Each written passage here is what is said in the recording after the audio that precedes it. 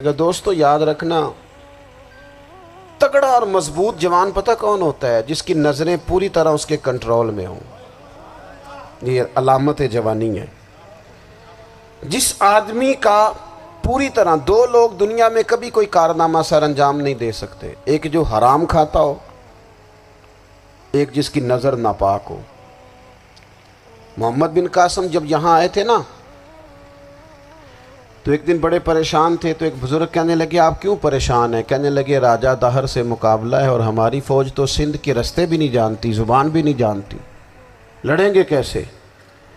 2-4 دن کے بعد ان بزرگوں کی دوبارہ محمد بن قاسم سے ملاقات ہوئی تو بڑے خوش تھے۔ کہا اب آپ کیوں خوش ہیں؟ کہنے لگے وہ میرا مقابلہ نہیں کر سکتا، میں نے تحقیق کر لی ہے۔ کہا کیوں؟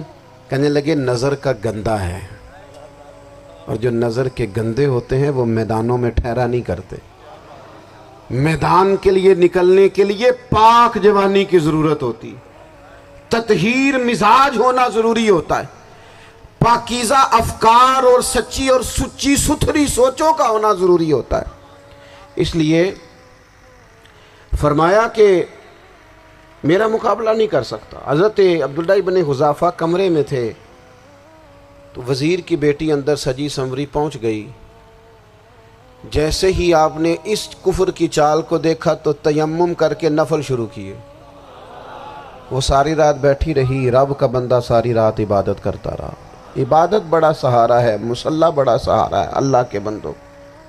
صبح دروازہ کھولا، وزیر نے اپنی بچی سے پوچھنا چاہتا تھا رزلٹ کیا نکلا، تو وہ کہنے لگی پیچھے ہٹ جا، اب تیرا میرا تعلق کوئی نہیں، میں نے نبی پاک کا کلمہ پڑھ لیا۔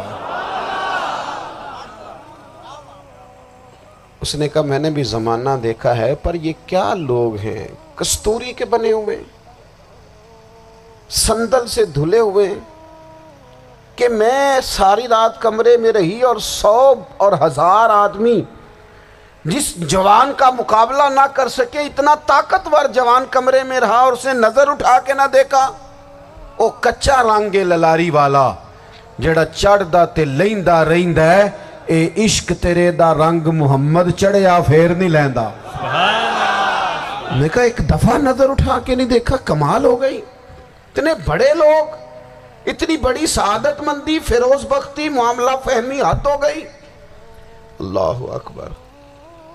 دوستو بادشاہ جب پوری طرح ہار گیا نا، اس نے کہا مار دو۔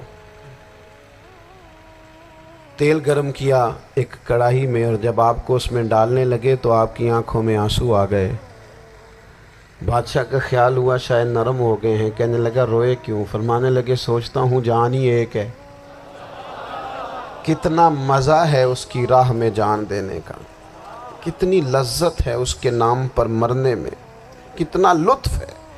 جے تو چڑھیا اتے دار بھی نہیں، تے جے تو وکیا عشق بازار بھی نہیں، تے ایڈا سستا سودا پیار بھی نہیں، تے ایڈا سستا لبدا یار بھی نہیں۔ کئی جنگل گانے پیندے نہیں، کئی دوزخ لنگنے پیندے نہیں، جے وہ اس ملوں بھی مل جاوے، ایدوں سستا ہور بپار بھی نہیں۔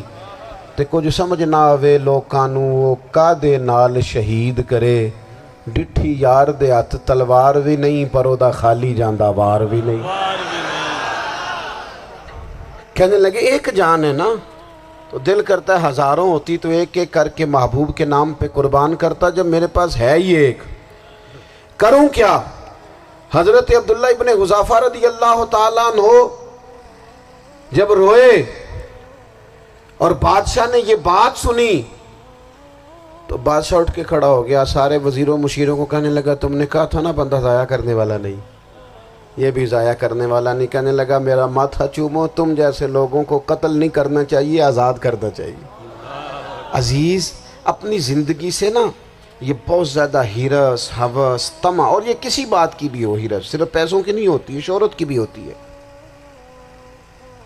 یہ بیماری انسان کو اقتدار کی بھی ہوتی ہے، تعریف کی بھی بیماری ہوتی ہے، یہ سارے نقص ہوتے ہیں لوگوں کو، اور معاذ اللہ بعض جبوں کبوں کے اندر بھی ہوتے ہیں، وہاں بھی پنپتے ہیں۔